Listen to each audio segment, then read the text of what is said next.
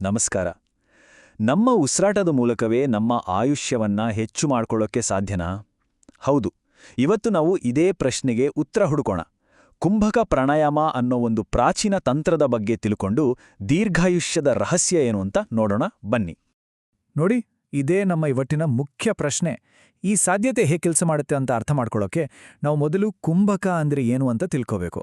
ಕುಂಭಕ ಅಂದ್ರೆ ಸಿಂಪಲ್ ಆಗಿ ಹೇಳೋದಾದ್ರೆ ಉಸಿರನ್ನ ಹಿಡಿದಿಟ್ಕೊಳ್ಳೋದು. ಸರಿ, ಇವತ್ತು ನಾವು ಏನೆಲ್ಲ ಕಲಿತೀವಿ ಅಂದ್ರೆ ಮೊದಲು ಕುಂಭಕ ಅಂದ್ರೆ ಏನು ಅಂತ ನೋಡೋಣ. ಆಮೇಲೆ ಅದನ್ನ ಪ್ರಾಕ್ಟೀಸ್ ಮಾಡೋಕೆ ಹೇಗೆ ರೆಡಿಯಾಗಬೇಕು, ಆಂತರಿಕ ಮತ್ತು ಬಾಹ್ಯ ಧಾರಣ ಅನ್ನೋ 2 ಟೆಕ್ನಿಕ್ಗಳನ್ನ ಕಲಿಯೋಣ.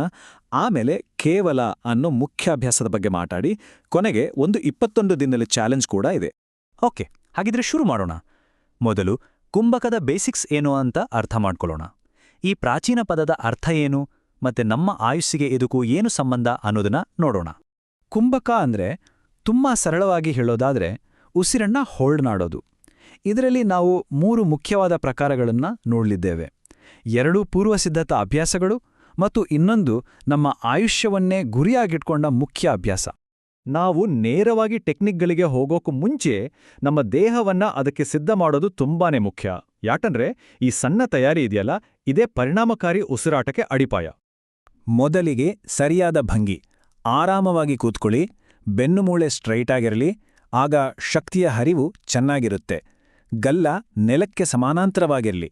ಕೊನೆಗೆ ಹೆಬ್ಬೆರಳು ಮತ್ತು ತೋರುಬೆರಳ ತುದಿಯನ್ನ ಸೇರಿಸಿ ಚಿನ್ಮುದ್ರೆ ಮಾಡಿ. ಈ ಪೋಶ್ಚರ್ ನಮ್ಮ ದೇಹ ಮತ್ತು ಮನಸ್ಸು ಎರಡೂನೇ ಮುಂದಿನ ಅಭ್ಯಾಸಕ್ಕೆ ರೆಡಿ ಮಾಡುತ್ತೆ. ಸರಿ, ಈಗ ನಮ್ಮ ಮೊದಲ ಟೆಕ್ನಿಕ್ ಕಡೆಗೆ ಬರೋಣ. ಅದೇ ಆಂತರಿಕ ಧಾರಣೆ. ಇದು ಸ್ಟಾರ್ಟ್ ಮಾಡೋರಿಗೆ ಸ್ವಲ್ಪ ಸುಲಭ ಅನ್ಸುತ್ತೆ. ಇದರಲ್ಲಿ ಉಸಿರನ್ನ ಒಳಗೆ ತೆಗೆದುಕೊಂಡು ಹೋಲ್ಡ್ ಮಾಡೋದು ಇರುತ್ತೆ. ಇದಕ್ಕೆ ಸಂಸ್ಕೃತದಲ್ಲಿ ಅಂತರಕುಂಭಕ ಅಂತ ಕರೀತಾರೆ.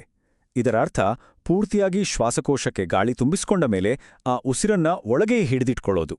ಇದನ್ನ 3 ಸೆಟ್ಗಳಲ್ಲಿ ಮಾಡ್ಬೋದು. ಫಸ್ಟ್ ಟೈಮ್ ಮಾಡ್ಬೇಕಾದ್ರೆ 30 ಸೆಕೆಂಡ್ ಉಸಿರನ್ನ ಹಿಡಿದಿಡೋಕೆ ಟ್ರೈ ಮಾಡಿ. ಆಮೇಲೆ ಅದನ್ನ 45 ಸೆಕೆಂಡ್ಗೆ ಹೆಚ್ಚಿಸಿ. ಫೈನಲ್ ಆಗಿ 1 ನಿಮಿಷದವರೆಗೂ ಹಿಡಿದಿಡೋ ಗುರಿ ಇಟ್ಕೊಳ್ಳಿ. ಇಲ್ಲೊಂದು ಸಕ್ಕದ್ ಟ್ರಿಕ್ ಇದೆ ನೋಡಿ. ನಿಮ್ಗೆ ಉಸಿರನ್ನ ಹೊರಗೆ ಬಿಡಬೇಕೋ ಆಗಲ್ಲ ಅಂತ ಅನ್ಸಿದಾಗ ಹೊರಗೆ ಬಿಡೋ ಬದಲು ಇನ್ನೊಂಚೂರು ಉಸಿರನ್ನ ಒಳಗೆ ತೆಗೆದುಕೊಳ್ಳಿ. ಇದು ನಿಮ್ಮ ಹೋಲ್ಡಿಂಗ್ ಕೆಪಾಸಿಟಿಯನ್ನ ಖಂಡಿತವಾಗ್ಲೂ ಜಾಸ್ತಿ ಮಾಡುತ್ತೆ. ಓಕೆ, ಈಗ 2ನೇ ತಂತ್ರಕ್ಕೆ ರೆಡಿಯಾಗಿ. ಇದು ಮೊದಲನೇದಕ್ಕಿಂತ ಸ್ವಲ್ಪ ಚಾಲೆಂಜಿಂಗ್ ಆಗಿರುತ್ತೆ. ಇದಕ್ಕೆ ಬಾಹ್ಯ ಕುಂಭಕ ಅಂತ ಹೇಳ್ತಾರೆ. ಈ ಬಾಹ್ಯ ಕುಂಭಕ ಇದೆಯಲ್ಲ, ಇದು ಅಂತರ ಕುಂಭಕಕ್ಕೆ ಪೂರ್ತಿ ಉಲ್ಟಾ. ಇಲ್ಲಿ ನಾವು ಉಸಿರನ್ನ ಕಂಪ್ಲೀಟಾಗಿ ಹೊರಹಾಕಿ ಶ್ವಾಸಕೋಶ ಖಾಲಿ ಆದ್ಮೇಲೆ ಆ ಸ್ಥಿತಿಯಲ್ಲಿ ಉಸಿರನ್ನ ಹಿಡಿದಿಟ್ಟುಕೊಳ್ತೇವೆ. ಇಲ್ಲೂ ಅಷ್ಟೇ, ಸ್ಟೆಪ್ ಬೈ ಸ್ಟೆಪ್ ಹೋಗೋಣ. ಮೊದಲು 20 ಸೆಕೆಂಡ್ ಪ್ರಯತ್ನಿಸಿ, ಆಮೇಲೆ ಅದನ್ನ 25ರಿಂದ 30 ಸೆಕೆಂಡ್ವರೆಗೆ ಹೆಚ್ಚಿಸಿ, ಕೊನೆಗೆ 45 ಸೆಕೆಂಡ್ವರೆಗೂ ಮಾಡೋ ಗುರಿ ಇಟ್ಕೊಳ್ಳಿ. ಈ 2 ಟೆಕ್ನಿಕ್ಗಳ ನಡುವಿನ ವ್ಯತ್ಯಾಸವನ್ನ ಅರ್ಥ ಮಾಡ್ಕೊಳ್ಳೋದು ತುಂಬಾ ಇಂಪಾರ್ಟೆಂಟ್. ಅಂತರಕುಂಭಕದಲ್ಲಿ ನಮ್ಮ ಶ್ವಾಸಕೋಶಗಳು ಗಾಳಿಯಿಂದ ತುಂಬಿರ್ತವೆ. ಅದೇ ಬಾಹ್ಯಕುಂಭಕದಲ್ಲಿ ಅವು ಖಾಲಿಯಾಗಿರ್ತವೆ. ಇದೇ ಇವುಗಳ ನಡುವಿನ ಮುಖ್ಯ ವ್ಯತ್ಯಾಸ. ಈ 2 ಪ್ರಿಪರೇಷನ್ ಟೆಕ್ನಿಕ್ಗಳನ್ನ ಕಲಿತ್ಮೇಲೆ ನಾವೀಗ ಫೈನಲ್ ಅಂದ್ರೆ ಮುಖ್ಯವಾದ ಅಭ್ಯಾಸಕ್ಕೆ ರೆಡಿಯಾಗಿದ್ದೇವೆ. ಇದೇ ದೀರ್ಘಾಯುಷ್ಯದ ಅನುಪಾತ ಅಂತ ಹೇಳಲಾಗುವ ಕೇವಲ ಕುಂಭಕ. ನಮ್ಮ ಅಲ್ಟಿಮೇಟ್ ಗೋಲ್ ಈ ಕೇವಲ ಕುಂಭಕ. ಇಲ್ಲಿ ನಾವು ಫೋರ್ಸ್ ಮಾಡಿ ಉಸಿರನ್ನ ಹಿಡಿದಿಡಲ್ಲ, ಬದಲಾಗಿ ಉಸಿರಾಟ ಒಂದು ನಿರ್ದಿಷ್ಟ ಶಾಂತವಾದ ರಿದಮ್ ಮತ್ತು ಅನುಪಾತದಲ್ಲಿ ನಡೀತಾ ಇರುತ್ತೆ. ಇದು ಹೆಚ್ಚು ನ್ಯಾಚುರಲ್ ಆದ ಸ್ಥಿತಿ. ಇದರ ಫಾರ್ಮುಲಾ ಇಲ್ಲಿದೆ ನೋಡಿ. 10 ಸೆಕೆಂಡ್ಗಳ ಕಾಲ ನಿಧಾನವಾಗಿ ಉಸಿರನ್ನ ಒಳಗೆ ತೆಗೆದುಕೊಳ್ಳಿ. ಆಮೇಲೆ 20 ಸೆಕೆಂಡ್ ಆರಾಮಾಗಿ ಹೋಲ್ಡ್ ಮಾಡಿ. 15 ಸೆಕೆಂಡ್ಗಳ ಕಾಲ ಇನ್ನೂ ನಿಧಾನವಾಗಿ ಉಸಿರನ್ನ ಹೊರಗೆ ಬಿಡಿ. ಕೊನೆಗೆ 5 ಸೆಕೆಂಡ್ ಶ್ವಾಸಕೋಶ ಖಾಲಿಯಾಗಿರೋ ಸ್ಥಿತಿಯಲ್ಲಿರಿ. ಈ 10, 20, 15, 5ರ ಅನುಪಾತವೇ ಇದರ ಸೀಕ್ರೆಟ್. ಇದರ ಬೆಸ್ಟ್ ಪಾರ್ಟ್ ಏನಂದ್ರೆ ಈ ರೇಷಿಯೋವನ್ನ ನಿಮ್ಮ ಕೆಪಾಸಿಟಿಗೆ ತಕ್ಕ ಹಾಗೆ ಅಡ್ಜಸ್ಟ್ ಮಾಡ್ಕೊಳ್ಳಬಹುದು. ಉದಾಹರಣೆಗೆ ನೀವು 5 ಸೆಕೆಂಡ್ ಉಸಿರು ಒಳಗೆ ತೆಗೆದುಕೊಂಡ್ರೆ ಅದೇ ಅನುಪಾತದ ಪ್ರಕಾರ 10 ಸೆಕೆಂಡ್ ಹೋಲ್ಡ್ ಮಾಡಿ, ಸುಮಾರು 7.5 ಸೆಕೆಂಡ್ ಹೊರಗೆ ಬಿಟ್ಟು 2.5 ಸೆಕೆಂಡ್ ಹೊರಗೆ ಹೋಲ್ಡ್ ಮಾಡಬೇಕು.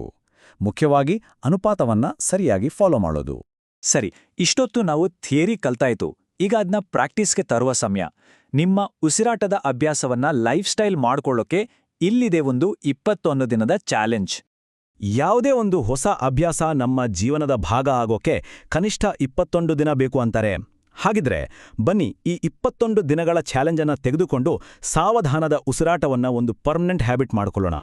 ಈ ಚಾಲೆಂಜ್ನ ಪ್ರತಿದಿನದ ಪ್ರಾಕ್ಟೀಸ್ ಹೀಗಿರಲಿ. ಮೊದಲು ಸರಿಯಾದ ಭಂಗಿಯಲ್ಲಿ ಕೂತ್ಕೊಳ್ಳಿ. ಆಮೇಲೆ ನಿಮ್ಮ ಕೆಪಾಸಿಟಿ ಹೆಚ್ಚಿಸ್ಕೊಳ್ಳೋಕ್ಕೆ ಪ್ರಿಪರೇಷನ್ ಕುಂಭಕಗಳನ್ನ ಅಭ್ಯಾಸ ಮಾಡಿ. ಅದರ ನಂತರ ಕೇವಲ ಕುಂಭಕದ ರಿದಮ್ನಲ್ಲಿ ಉಸಿರಾಡಿ. ಕೊನೆಗೆ 5-10 ನಿಮಿಷ ಧ್ಯಾನ ಮಾಡಿ ಮುಗಿಸಿ. ಮುಂದಿನ 21 ದಿನಗಳ ಕಾಲ ತಪ್ಪದೇ ಇದನ್ನ ಮಾಡೋದೇ ಈ ಚಾಲೆಂಜ್.